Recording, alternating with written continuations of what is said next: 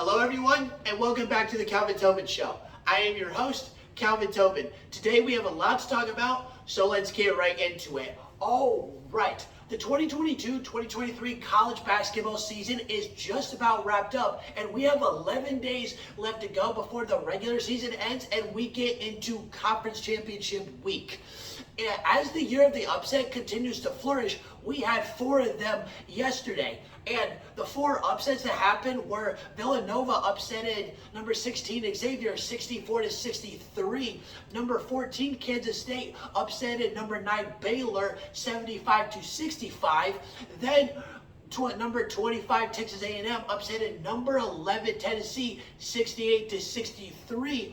And the very last game, we had an unranked Michigan State Spartan team upset the number 17 Indiana Hoosiers 80-65. And among for what has happened in between these 4 games, Tennessee's February continues to fall apart as they are now 2-4 on the month. Michigan State gets the revenge on Indiana and avoids the season sweep. And because of that victory, they now have 10 wins against the Big Ten this year. And while Kansas State completes the season sweep against Baylor, outscoring them 172-160 and improving their home record to 15-1. And last but not least, while Villanova was able to hold on at the last second to get the victory over Xavier, that victory gave Villanova their 20th win on the season. Now, out of all of what happened yesterday, the Kansas State-Baylor game was the game to watch because the Big 12 has been at the forefront of all the wild and craziness that has transpired over this entire college basketball season. And in that Big 12, there are 6 ranked teams, and all 6 of those ranked teams have battled it out and played against each other over the last 2 months. Now, in this Kansas State-Baylor game, the offensive burst between the two went back and forth. When Kansas State would have a 10-point run, Baylor would do it right back in their face. And both of these teams' best run in that first half was a 14-2 run at the beginning of the first half for Kansas State. And then Baylor was able to finish off the first half on an 18-3 run. But here's the thing.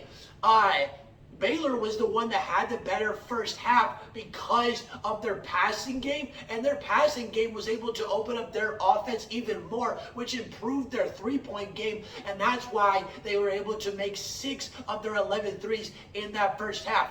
But that second half, the offensive firepower continued for the first few minutes of the game, and then once that few minutes passed, this is where Kansas State really started to take over, and a big reason of why they were able to do that is because of their guy, Marquise Noel. And what he did is he didn't score a single point in that first half. He scored all 14 of his points in that second half, and he didn't get it so normally because those 14 points mostly came off free throws, and he didn't miss a single shot. And while Noel's offensive game was increasing and improving as the second half went on, the defense really stepped up for the Wildcats because they went on a 6-minute stretch where they made the Baylor Bears completely inefficient. They didn't make one single shot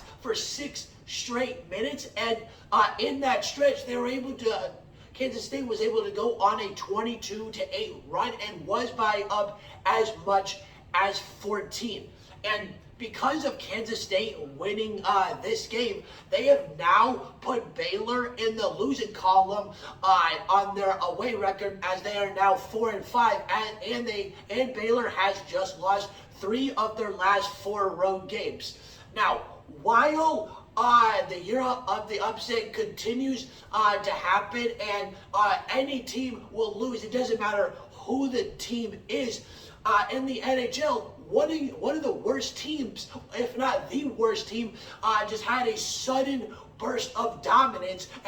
And who is that team? That is the Chicago Blackhawks. The Chicago Blackhawks are 19-32-5 right now. They have 43 points on the year, which is the second worst in the whole league. The only teams that they are ahead is Columbus and Anaheim, as they are a victory ahead of them because they both have 41 points. With this sudden dominance, the Chicago Blackhawks just all of a sudden won 3 games in a row. And inside that 3-game winning streak, they beat some of the top scoring teams. And Chicago is the worst scoring team in the league this year, scoring 2.46 goals per game. And then over this 3-game stretch, they decided to become one of the best scoring teams in the whole league, scoring 4 goals per game, outscoring all 3 of their opponents 12-8. And the 3 teams that they have beat on this winning streak are Ottawa, Toronto, and Las Vegas. With Chicago beating Las Vegas and Toronto, their superstar Patrick Kane has been at the forefront of it all because he has been able to get 7 points out of the last 3 games, with his best game coming against the Toronto Maple Leafs, getting 4 points and a hat trick in that game. But here's the thing. Inside that 3-game winning streak, the most impressive part is that they've actually been able to step up their penalty killing, because they are also one of the worst, if not one of the worst teams in the NHL when it comes to penalty killing, and they have killed 6 of their last 7 power plays inside those 3 games. Now, with what Chicago has done beating Ottawa, Toronto, and Las Vegas, especially beating Toronto and Las Vegas, that actually completely shifted momentum for the Pacific and Atlantic Division, because with Toronto losing to Chicago 5-3, even though they just beat Buffalo 6-3, the Tampa Bay Lightning are inching closer and closer to being able to pass Toronto, as they are only 3 points behind them. And here's the thing. Toronto might actually switch places with Tampa over the next week and a half, because over the next week and a half, the Maple Leafs have to play on the road 5 of their next 6 games. And since we're talking about Tampa right now, their superstar Braden Point just notched another milestone for himself this year. His first milestone was getting 400 points in his career. His second milestone was getting 30 goals for the 3rd time in a season in his career. And the milestone that he just set for himself last night, completely helping the Lightning smoke the Anaheim Ducks 6-1, he was able to get his 200th goal in his career, and with that milestone, he is also the 2nd fastest player to ever reach 200 goals in Tampa Bay Lightning history, only behind his teammate Steven Stamkos.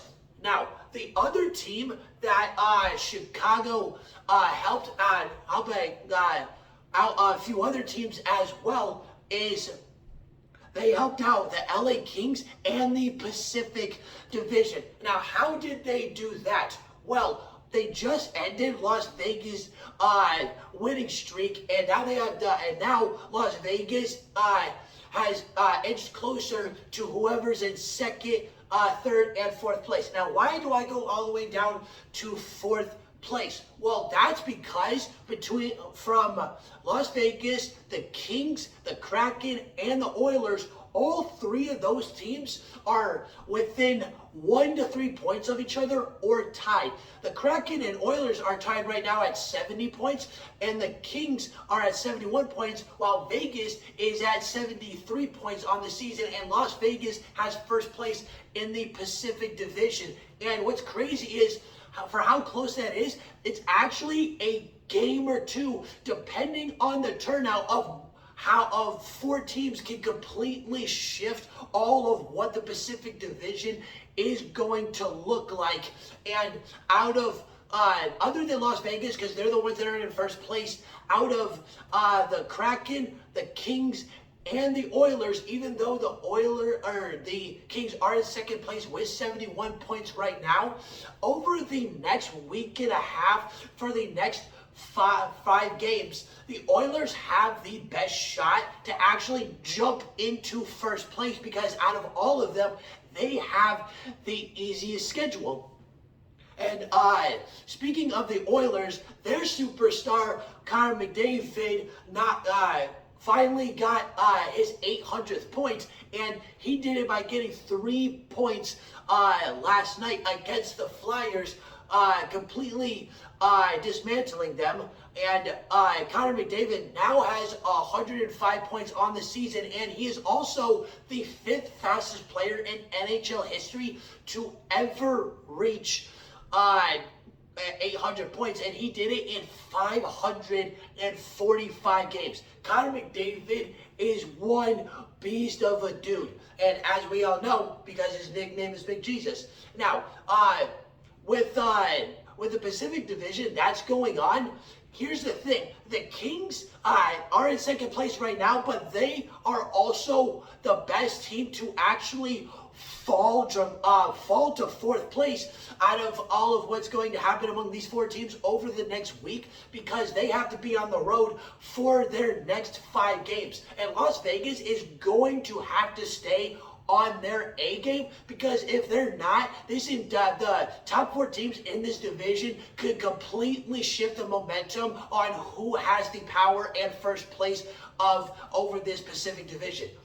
All right, that's the end of the Calvin Tobin Show. Please subscribe to my channel at Calvin Tobin Show so you don't miss out on any sports media. And please follow me on Instagram at Calvin Tobin Show so you don't miss out on any sports news whatsoever. And I'm out.